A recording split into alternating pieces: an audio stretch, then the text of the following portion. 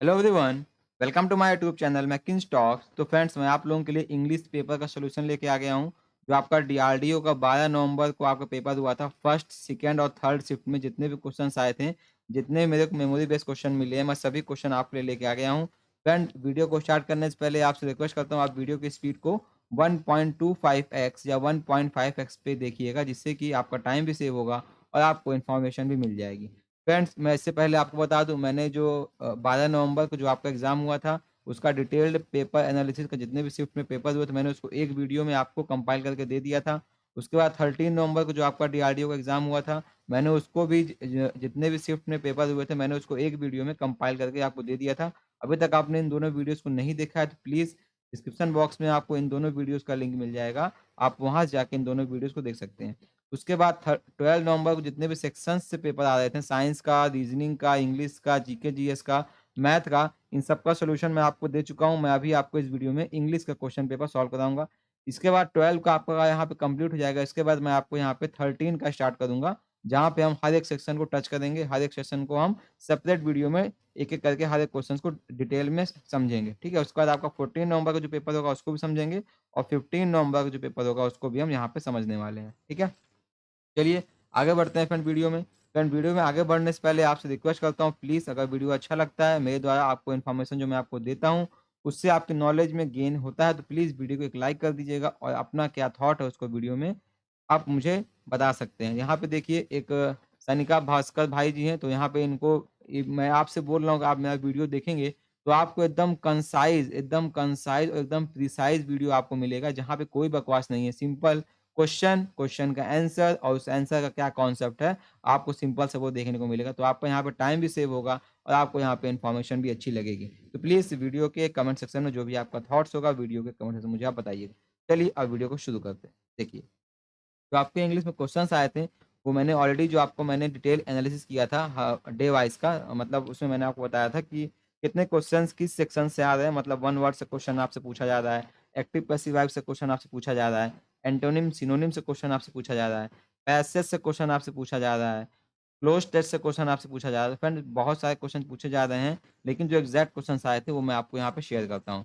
एक one word का question आया हुआ था आपका, ए वाटरशेड मूवमेंट आपको एक वन वर्ड एक यहाँ पे सेंटेंस दिया हुआ था, उसमें ये वाटरशेड मूवमेंट को इन्वॉल्व किया हुआ था और बोला था इसका क्या मतलब एग्ज़ैक्ट नहीं, मतलब इससे मिलता-जुलता कौन-सा ऑप्शन सही होगा, तो 4 ऑप्शन आपको दिया था। उसमें से एक ऑप्शन था ए टर्निंग पॉइंट, मतलब ए वाटरशेड मूवमेंट एक ऐसा मूवमेंट जहाँ पे पानी पल भर में बिखर गया, ए वाटरशेड मूवमेंट मतलब उसका एक ऐसा होगा ए टर्निंग पॉइंट, मतलब कोई ऐसा इंसिडेंट हुआ जहाँ से किसी की ज़िंदगी चेंज हो गई, वो उसका टर्निंग पॉइंट हो गया। तो यहाँ पे इस क्वेश्चन का option number A turning point वाला सही था। ठीक है? अगला क्वेश्चन आपका एक्टिव पैसिव वॉइस से आया था, जहाँ पे आपको ये दिया हुआ था सेंटेंस एक एक्टिव दिया हुआ था, the exquisite lady Caroline loves the handsome Jeremy. तो यहाँ पे देखिए ये आपका सब्जेक्ट हो जाएगा, ये आपका वर्ब हो जाएगा, लव आपका वर्ब हो जाएगा, इसको हम थर्ड फॉर्म में कन्वर्ट करेंगे, तो ये आपका लव्ड हो जाएगा। उसके बाद द हैंडसम जेरेमी आपका ऑब्जेक्ट हो जाएगा, जो आपका सिंगुलर फॉर्म दिया हुआ है। ठीक है? ये आपका सिंगुलर है। जब इसको आप पैसिव वॉइस में चेंज करेंगे, तो पहले आएगा आपका द हैंडसम जेरनी जेरेमी और सिंगुलर, तो यहाँ पे इज़ आ जाएगा, द हैंडसम जेरेमी इज़। तो इसकी थर्ड फॉर्म लव्ड है, तो यहाँ पे आपका लव्ड आ जाएगा। उसके बाद बाय लगा देना है, by the exquisite lady Caroline. ठीक है? तो इसका आंसर आपको ये वाला सही था, the handsome Jeremy is loved by the exquisite lady Caroline. ठीक है? आई होप आपको यहाँ पे समझ में आ गया होगा। ठीक है? चलिए आगे बढ़ते हैं। तो अगला क्वेश्चन आपका स्पेलिंग से पूछा गया था कि आपकी करेक्ट स्पेलिंग क्या है? तो कंपैशनेट की और कमिश्नर को आपके 4 ऑप्शन दिए हुए थे, जिसमें से ये वाला ऑप्शन आपका सही था। कंपैशनेट की स्पेलिंग आपकी ये सही दी हुई थी और आपका इसकी स्पेलिंग आपकी यहाँ पे ये सही हुई थी। मैं आपके लिए 4 ऑप्शन नहीं लेके आया हूँ, मैं डायरेक्ट आपके लिए उसका आंसर लेके आया हूँ, ठीक है? जो थोड़ी एग्ज़ाम में आपसे जो लेंथी स्पेलिंग है वो पूछी जा रही है, कंपैशनेट और आपके लिए कमिश्नर की स्पेलिंग आपसे एग्ज़ाम में पूछी गई थी। आपके लिए क्वेश्चन आया हुआ था जहाँ पे आपको फिल इन द ब्लैंक्स करना था। यहाँ पे डैश दिया हुआ था, बोला था dash the dark clouds have several silver linings, dash the dark clouds have several silver linings. तो यहाँ पे देखिए, यहाँ पे क्लाउड्स की बात की है, ठीक है? तो क्लाउड्स क्या है आपका, यहाँ पे प्लूरल वर्ड आ गया, तो प्लूरल में कभी भी ए और एन का प्रयोग नहीं करते हैं, हमेशा हम द का प्रयोग करते हैं। तो यहाँ पे इस क्वेश्चन का ऑप्शन नंबर सी जो है, द वाला ऑप्शन सही हो जाएगा। ठीक है? बढ़ते हैं अगले क्वेश्चन की तरफ। अगला क्वेश्चन आपका आया था सिनोनिम्स ऑफ डिसमेली, डिसमेली का आपसे सिनोनिम पूछा गया था। तो अगर हम डिसमेली की बात करें, तो डिसमेली का जो मीनिंग निकल के आता है वो डार्कनेस निकल के आता है या सैडनेस निकल के आता है, ठीक है? तो डिसमेली का जो मीनिंग होता है या तो उसको डार्कनेस बोलते हैं या तो उसको हम सैडनेस बोलते हैं। मतलब एक नेगेटिव वर्ड है, ये एक आपका एक नेगेटिव फीलिंग वाला वर्ड है आपका डिसमेली, ठीक है? तो आपको 4 ऑप्शन दिया हुआ है, वंडरफुली, ड्रेडफुली, स्किलफुली या इमेजरेबली। तो ये आपका वंडरफुली पॉजिटिव वर्ड है, स्किलफुली पॉजिटिव वर्ड है, इमेजरेबल आपका पॉजिटिव वर्ड है। यहाँ पे ड्रेडफुली आपका नेगेटिव वर्ड है, जहाँ आपका इसका आंसर आपका ड्रेडफुली सही हो जाएगा, जो आपका सिनोनिम है किसका? डिसमेली का, ठीक है? अगला क्वेश्चन आपका आया था, वन वर्ड आया था, निप इट इन द बड। मतलब इसका आपका सिमिलर सेंटेंस पूछा गया था कि इसका ये आपको एडम फ्रेज मान सकते हैं, तो उसका क्या मतलब होगा? तो निप इट इन द बड मतलब अभी तक वो निकला भी नहीं था, उसको हमने तोड़ दिया। मतलब बड मतलब एक बड होता है, कली होती है, तो वो अभी तक निकला ही नहीं था, हमने उसको निप कर दिया। निप मतलब उसको हमने तोड़ दिया। तो क्या किया हमने? To destroy problem in initial stage, मतलब प्रॉब्लम खड़ी ही नहीं होने पाई, हमने उसको वहीं पे खत्म कर दिया उस प्रॉब्लम को। तो यहाँ पे इस क्वेश्चन का ऑप्शन नंबर ये वाला सही था, to destroy the problem in the initial stage, ठीक है? बढ़ते हैं अगले क्वेश्चन की तरफ। अगला क्वेश्चन आपका था, सिनोनिम पूछा गया था आपसे डिसीव का और ट्रैंक्विल का। तो मैं इसका ऑप्शन नहीं बना पाया हूँ, मुझे इसका ऑप्शन नहीं मिला। लेकिन जो आपसे डिसीव का और ट्रैंक्विल का सिनोनिम पूछा गया था, तो मैं आपसे डिसीव का और ट्रैंक्विल का जितने भी सिनोनिम्स होते हैं, वो मैं आपसे यहाँ पे डिस्कस कर लेना चाहता हूँ। देखिए, डिसीव मतलब होता है धोखा, ठीक है? तो इसका मतलब क्या होगा? चीट। डिसीव मतलब आपका चीट होगा सिनोनिम। आपका ट्रिक होगा, किसी के साथ ट्रिक करना। हुडविंक होगा या बेगुइल होगा। तो ये आपका 4 होते हैं डिसीव के सिनोनिम। वहीं अगर हम ट्रैंक्विल की बात करें, तो इसका मतलब होता है शांत। ट्रैंक्विल का मतलब होता है शांत या शांति।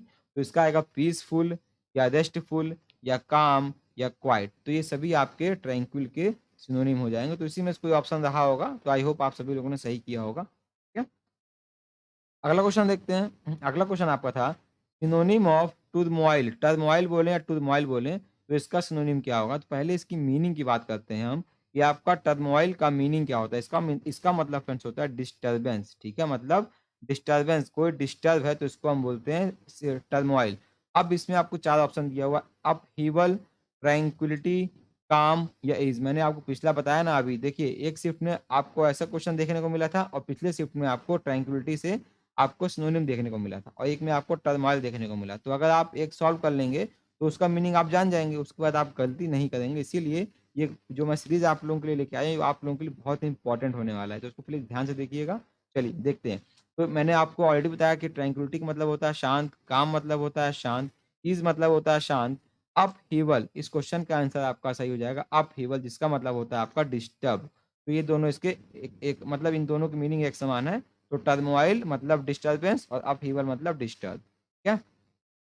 अगला क्वेश्चन देख लेते हैं। इधर इधर फाइंड करने क्वेश्चन आपसे पूछा गया था, every employ of the company was given a 2 bedroom flat as Diwali bonus. तो इसमें आपको इधर निकालना था कि इधर इसमें दिया हुआ है एज दिवाली बोनस में, कि इसमें दिया हुआ है ए 2 bedroom फ्लैट में, कि इसमें दिया हुआ है एवरी एम्प्लॉय में, कि इसमें दिया हुआ है एवरी एम्प्लॉय वर गिवन में दिया हुआ है। तो देखिए, इसमें बात कर रहा है एवरी एवरी एम्प्लॉय। देखिए एवरी मतलब यहाँ पे सिंगुलर फॉर्म की बात कर रहा है, तो सिंगल के साथ यहाँ पे आपका वाज का प्रयोग हमको करना चाहिए, जबकि यहाँ पे इसने वर का प्रयोग किया हुआ है। तो यहाँ पे जो ऑप्शन डी आपका था वर गिवन, आपका ऑप्शन डी वाला सही था, वर गिवन, ठीक है?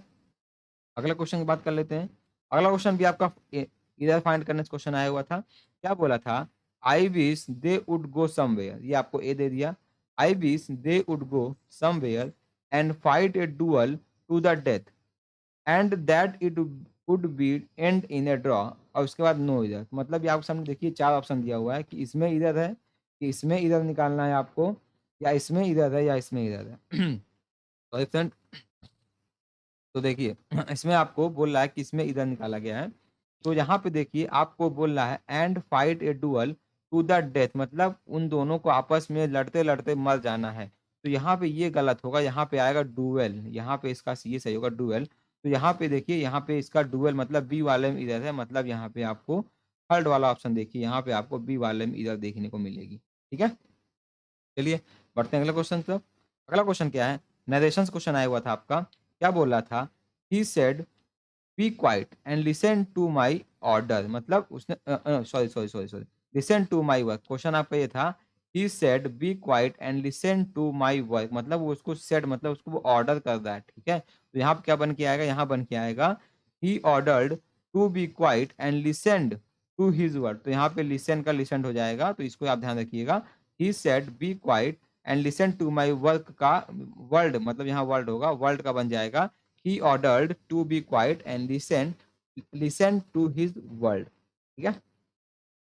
अगला क्वेश्चन देखते हैं। अगला क्वेश्चन आपका था Radhika sat down on their chair and ordered a cup of vegan milk shake. तो इसमें कहाँ पे इसमें इसका पूछा गया है, कहाँ गलती है इसमें, ठीक है, इंप्रूवमेंट की रिक्वायरमेंट कहाँ पे है। तो पहला आपका है डाउन बिलो देयर, क्या यहाँ पे इसका रिक्वायरमेंट है। अप ऑन हर में इसका रिक्वायरमेंट है, या डाउन ऑन हर, मतलब यहाँ पे जो आपको दिया हुआ डाउन ऑन देयर में, इसको आपको क्या इसमें कोई गलती है, अगर गलती है तो उसमें क्या सही होगा, और नहीं है तो उसमें नो इम्प्रूवमेंट होगा। तो बट देखिए यहाँ पे क्या बोला है, यहाँ राधिका आपकी एक गर्ल है, ठीक है, जो आपका सिंगल फॉर्म है, तो वहां पे देयर का प्रयोग हम नहीं कर सकते। यहाँ पे देखिए देयर का प्रयोग किया था, तो यहाँ पे देयर का प्रयोग नहीं होगा, यहाँ पे हर का प्रयोग होगा। तो यहाँ पे इस क्वेश्चन का ऑप्शन नंबर ये वाला सही हो जाएगा, डाउन ऑन हर, ठीक है। आई होप आपको यहाँ पे समझ में आ गया होगा, ठीक। नेक्स्ट क्वेश्चन देखते हैं। अगला क्वेश्चन आपका था एंटोनिम ऑफ ऑबफुस्केट। ऑबफुस्केट का एंटोनिम पता नहीं कैसा अजीब सा वर्ड है फ्रेंड, लेकिन इसका मतलब आप सर्च करेंगे तो आपको इसका मतलब मिलेगा डार्कनेस, मतलब डार्क, जहां अंधेरा हो, मतलब कुछ भी साफ नहीं दिखाई दे रहा है। तो आपको चार ऑप्शन दिया था, कंफ्यूज, मॉडर्नाइज, क्लैरिफाई या कंपेल। तो इसका एंटोनिम आपको सिंपल सी बात, अगर आपको इसकी मीनिंग मालूम नहीं होगी, अगर आपको ऑबफुस्केट की मीनिंग मालूम नहीं होगी, डार्क होता है, तो आपको इजीली समझ में आ जाएगा। इसका उल्टा आपका होगा क्लियर, मतलब जो साफ दिखाई दे। तो यहाँ पे क्लैरिफाई इसका सही उत्तर हो जाएगा। तो इस क्वेश्चन का ऑप्शन नंबर आपका सी वाला सही था, क्लैरिफाई, ठीक है फ्रेंड। आई होप आप कुछ रिलेट कर पा रहे होंगे कि कैसे एग्जाम में क्वेश्चन पूछे जा रहे हैं, और मेरे वीडियोस जरूर आपके लिए हेल्पफुल साबित हो रहे होंगे। तो मैं यहाँ पे बिल्कुल टाइम आपका वेस्ट नहीं कर रहा हूँ, मैं डायरेक्ट क्वेश्चन और आंसर को बता रहा हूँ। तो प्लीज़ वीडियो को एंड तक देखिएगा, वीडियो को आप स्पीड इंक्रीज करके देखिए। मेरे फ्रेंड आपसे रिक्वेस्ट करता हूँ, जितने भी आप लेक्चर्स देखा करिए, जितने भी आप वीडियोज़ देखा करिए, उसकी स्पीड को मिनिमम 1.25x तो रखा करिए, जिससे कि आपका टाइम बिल्कुल वेस्ट नहीं होगा। फिर धीमे-धीमे आपकी आदत में आ जाएगा, और कभी भी आप अपना टाइम वेस्ट बिना किए हुए अपने सभी इन्फॉर्मेशन आप गेन कर सकते हैं। तो मैं हमेशा हर एक वीडियो को 1.5x के ऊपर ही देखता हूँ, उसके नीचे मैं वीडियो देखता ही नहीं हूँ। ठीक है? फिलहाल चलिए आगे बढ़ते हैं क्वेश्चन में। तो अगला क्वेश्चन आपका आया था वन वर्ड, एक मतलब एक वन वर्ड से क्वेश्चन आपका आया था। A place where everything is right and perfect, मतलब उस प्लेस का नाम बताइए जहाँ पे सब कुछ राइट एंड परफेक्ट होता है। तो उसका सही आंसर आपका हो जाएगा उटोपिया, उसका आपका उत्तर सही हो जाएगा उटोपिया, UTOPIA, उसका सही उत्तर हो जाएगा उटोपिया। ठीक है। अगला क्वेश्चन था अप्रोप्रिएट मीनिंग ऑफ आइडियम। आपको एक आइडियम दिया हुआ था, उसका सही मीनिंग बताना था, जिसका था टू बर्न वंस फिंगर, मतलब किसी की उंगली जल जाना, मतलब अपने आप को ही नुकसान पहुंचा लेना। तो इसका सही आंसर आपका था टू हार्म वन सेल्फ, मतलब अपने आप को ही यहाँ पे नुकसान पहुंचा लेना। ठीक है। अगला क्वेश्चन देखते हैं। अगला क्वेश्चन आपका आया था इसमें adding to the problem of heavy rain people have to worry about potholes on road, मतलब इसमें इस वाली लाइन को आपको सही करना था, या बेसिकली यहाँ पे अंडरलाइन किया रहा होगा, तो यहाँ पे आपको ये वाली लाइन को सही करना था। ठीक है। इसकी जगह इसमें से हम क्या चीज़ यूज़ कर सकते हैं। देखिए adding to the problem of heavy rain, मतलब हैवी रेन तो खुद से तो ऐड हो नहीं रही है कि हम हैवी रेन की प्रॉब्लम ऐड कर रहे हैं। तो पीपल को जो है पॉट होल्स पे अपना जो हो रहे हैं रोड्स पे, उस पे अपनी चिंताएं व्यक्त करनी चाहिए, मतलब in addition to the problem of, इसका उत्तर आपका यहाँ पे सही होगा in addition to the problem of heavy rain, मतलब जो हैवी रेन की वजह से जो आपकी प्रॉब्लम हो रही है, उसकी वजह से जो आपके रोड्स में पॉट होल्स बन रहे हैं, उस पे पीपल्स को अभी वरी करने की ज़रूरत है। तो यहाँ पे ऑप्शन नंबर ए सही हो जाएगा in addition to the problem of. ठीक है। अगला क्वेश्चन देख लेते हैं। अगला क्वेश्चन आपका आया था यहाँ पे correct form of active shut the door. तो शट द डोर को आपका एक्टिव का करेक्ट फॉर्म बताना था, जिसका आपका करेक्ट फॉर्म होगा let be shut the door. तो आई होप आप सभी लोगों ने यहाँ पे सही आंसर किया होगा, let be shut the door. ठीक है। अगला क्वेश्चन देखते हैं। अगला क्वेश्चन आपका आया था एंटोनिम ऑफ हॉटी। हॉटी का एंटोनिम पूछा था। अगर आपको हॉटी का मीनिंग नहीं पता रहेगा तो आप एंटोनिम कैसे करेंगे। तो हॉटी का मीनिंग आपका होता है घमंडी। ठीक है। तो घमंडी का उल्टा पूछा था, मतलब एंटोनिम पूछा था। तो यहाँ पे आपके सामने चार ऑप्शन दिया था, एंग्जाइटी, हम्बल, कंफर्ट या माइजरी। तो घमंडी का उल्टा क्या होगा फ्रेंड, हम्बल होगा। तो घमंडी का उल्टा आपका हम्बल होगा। तो यहाँ पे इस क्वेश्चन का ऑप्शन नंबर बी वाला सही होगा, हम्बल। ठीक है, चलिए बढ़ते हैं अगले क्वेश्चन की तरफ। अगला क्वेश्चन क्या था, एक्टिव पैसिव वाइज क्वेश्चन आपका आया था, जिसमें पैसिव से आपको एक्टिव करना था। क्या क्वेश्चन था, were you serving the beautiful princess of great Ireland. तो यहाँ पे देखिए क्या बोला, were you serving the beautiful princess of great island. तो यहाँ पे आपको इसको एक्टिव वाइज में कन्वर्ट करना था। ठीक है, देखिए प्रिंसेस की बात किया यहाँ पहले, तो यहाँ पे प्लूरल फॉर्म है, यहाँ पे आपका प्लूरल फॉर्म है। तो यहाँ पे ऑप्शन में अगर वाज वर दिया होगा, ऑप्शन में आपको वाज और वर देखने को मिल जाएगा, तो वाज वाला तो हमको हटा देना है पहले ही। ठीक है, फिर बचेगा हमारे पास वर वाला, तो ये एक मिल गया आपको वर वाला। और यहाँ पे सर्विंग था, तो यहाँ पे हम इसको बीइंग से बी से बीइंग आ जाएगा। ठीक है, तो आपको जो ऑप्शन दिया था, were the beautiful princess of great Ireland being served by you. ठीक है, तो यहाँ पे आपको वर का ध्यान रखना है और बीइंग का ध्यान रखना है, तो यहाँ पे आपका ये वाला ऑप्शन सही था। ठीक है, बढ़ते हैं अगले क्वेश्चन की तरफ। अगला क्वेश्चन आपका आया था, फाइंड द एरर। आपको एरर निकालना था, आपको एक सेंटेंस दिया हुआ था और आपको यहाँ पे एरर फाइंड आउट करना था। तो देखिए क्या दिया था आपको, Alex pointed eight A black beautiful young horse dancing along the fence. क्या उसमें कोई एरर नहीं। तो देखिए यहाँ पे अगर हम बात करें इस सेंटेंस की, बी वाले सेंटेंस की, तो ये सेंटेंस का गलत होगा। कॉन्सेप्ट के हिसाब से इसका आपका ये बनने वाला है कि ए ब्लैक कलर पहले आता है, तो ए ब्लैक ब्यूटीफुल यंग हॉर्स, तो यहाँ पे इसका उत्तर सही होगा ए ब्लैक ब्यूटीफुल यंग हॉर्स, मतलब बी वाले में यहाँ पे आपका इधर है। ठीक है, बी वाले में आपका इधर था, तो बी वाला ऑप्शन नंबर आपका ये वाला सही हो जाएगा। ठीक है फ्रेंड्स, आगे बढ़ते हैं। तो अगला क्वेश्चन आपका था, एंटोनिम ऑफ आउटब्रेक। आउटब्रेक का उल्टा पूछा गया था। पहले आउटब्रेक का मतलब समझ लेते हैं क्या होता है। तो आउटब्रेक का मतलब आपका होता है फैलना। तो इसका उल्टा क्या होगा फ्रेंड, देखिए इरप्शन है, आउटबर्स्ट है, क्वाइट है और डिस्टिंग्विश है। तो इसका जो उल्टा मिलता जुलता वर्ड होगा क्वाइट होगा। मतलब अगर कोई बहुत तेजी से फैल रहा है तो कोई शांत बैठा है, मतलब क्वाइट बैठा हुआ है। तो यहाँ पे ऑप्शन नंबर सी जो था क्वाइट वाला ऑप्शन आपके लिए सही था। ठीक है, अगला क्वेश्चन आपका था, सिनोनिम ऑफ इंथुसियाज्म। इंथुसियाज्म का सिनोनिम पूछा गया था। देखिए ऑप्शन तो नहीं याद है, लेकिन इसके क्या क्या सिनोनिम्स होते हैं मैं आपको यहाँ पे बता देता हूँ। इंथुसियाज्म मतलब होता है जिसको बहुत ही मतलब एक्साइटमेंट फील करता है, उसको हम बोलते हैं इंथुसियाज्म। इसका जो और सिनोनिम्स होते हैं, इसका जैसे एडोर हो गया, बज हो गया, क्रेज हो गया, ये सब इसके अदर सिनोनिम्स हैं। ठीक है, बढ़ते हैं फिर अगले क्वेश्चन की तरफ। अगला क्वेश्चन आपका भी इधर फाइंडिंग से क्वेश्चन आया हुआ था। बोल रहा है, in India the bravery of Rajput, ये आपका ए हो गया, and the devotion of the Brahmins, ये आपका बी हो गया, seem to have afforded a stronger national bulwark, C हो गया, then existed in western Europe. तो आपके सामने चार सेंटेंस दिया हुआ है, बोल रहा है इसमें से किसमें गलत है। तो पहले मैं आपको एक्सप्लेन कर दूं, राजपूत के साथ हमेशा दा का इस्तेमाल होता है। यहाँ पे राजपूत है, यहाँ पे दा का इस्तेमाल होगा, तो यहाँ पे दा नहीं दिया हुआ है, तो यहाँ पे ए वाला सेंटेंस आपके लिए यहाँ पे गलत साबित हो जाएगा। तो यहाँ पे ऑप्शन नंबर थर्ड यहाँ पे सही था। ठीक है, बढ़ते हैं अगले क्वेश्चन की तरफ। अगला क्वेश्चन भी आपका फ्रेंड एक्टिव पैसिव वाइज से क्वेश्चन आया था, जहाँ पे आपको पैसिव से एक्टिव करना था। ठीक है, क्या बोला था, Sunaina was fascinated by the brilliant movie of Leonardo. तो इसको आपको पैसिव वाइज में एक्टिव वाइज में करना था कन्वर्ट। तो फैसिनेटेड आपकी वर्ब की थर्ड फॉर्म है, वाज आपका पास्ट है, तो इसको आप जो आप ऑप्शन चेक करेंगे तो आपको सही ऑप्शन वहाँ पे था, the brilliant movie of Leonardo fascinated Sunaina. ठीक है, ये वहाँ पे इसका सही आंसर था। ठीक, अगला क्वेश्चन देख लेते हैं। अगला क्वेश्चन था, एंटोनिम ऑफ अंडरलाइन, मतलब ये सेंटेंस आपको दिया गया था, बोला था इसका एंटोनिम क्या होगा। देखिए सेंटेंस क्या था, the performance of India in the global gender gap index is at its Nadir. तो मतलब आपसे यहाँ पे नादिर का एंटोनिम मतलब नादिर का उल्टा पूछा गया था। तो अगर हम नादिर की बात करें तो इसका मीनिंग होता है लोवेस्ट पॉइंट ऑफ लाइफ, मतलब सबसे एकदम कोई एकदम डिप्रेस हो जाता है, ऐसा एकदम लोवेस्ट पॉइंट होता है लाइफ का, उसको हम बोलते हैं नादिर। इसका उल्टा क्या होगा, जो अपर पॉइंट होगा मतलब हाईएस्ट पॉइंट होगा। तो जो आपको ऑप्शन नंबर ए दिया हुआ था जेनिथ, इसका मतलब होता है हमारा हाईएस्ट पॉइंट। तो इसका जस्ट अपोजिट हो जाएगा नादिर का जेनिथ। तो यहाँ पे इस क्वेश्चन का ऑप्शन नंबर आपका ए वाला सही दिया हुआ था। ठीक है, बढ़ते हैं फिर अगले क्वेश्चन की तरफ। अगला क्वेश्चन आपका वन वर्ड सब्सटीट्यूशन से आया था।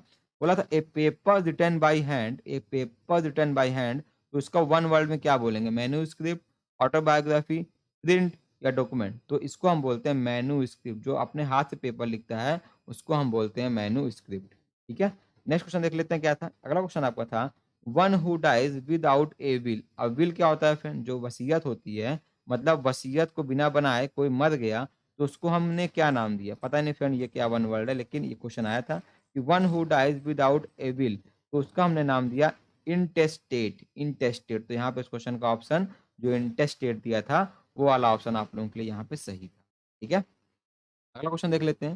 फ्रेंड प्लीज़ आपसे रिक्वेस्ट करता हूँ फिर से वीडियो को खत्म होने के बाद, वीडियो के एंड होने के बाद प्लीज़ वीडियो को लाइक करके ही जाइएगा और अपने कमेंट गुड या गुड लिखिएगा, या जो भी मतलब जो भी आपके थॉट्स हैं, थम्स अप दीजिएगा, जो भी आपके थॉट्स हैं प्लीज़ कमेंट करिएगा, उससे रियली में मोटिवेशन मिलता है। ठीक है? तो friend channel first time visit किया अगर आपने तो प्लीज़ सब्सक्राइब भी कर लीजिएगा, जिससे कि रेगुलर अपडेट आपको टाइमली मिलती रहे। अगर हम बात करें इस क्वेश्चन के बारे में, तो ये क्वेश्चन क्या था? स्टडी ऑफ स्किन से क्वेश्चन आया था कि स्टडी ऑफ स्किन को हम क्या बोलते हैं? आर्कियोलॉजी, डर्मेटोलॉजी, जियोलॉजी या एंथ्रोपोलॉजी? तो हम स्टडी ऑफ स्किन को हम बोलते हैं डर्मेटोलॉजी। तो यहाँ पे इस क्वेश्चन का ऑप्शन नंबर ये वाला सही था, डर्मेटोलॉजी। तो फ्रेंड आई होप आपने सेशन को एन्जॉय किया होगा। अगर सेशन को एन्जॉय किया है, प्लीज़ वीडियो को लाइक कर दिएगा। आई होप मैंने आपका टाइम बिल्कुल भी वेस्ट नहीं किया होगा। आई होप मैंने आपको अच्छी इन्फॉर्मेशन दी होगी। तो फ्रेंड्स हम मिलते हैं आपसे अगले वीडियो में। तब तक के लिए good bye and take care.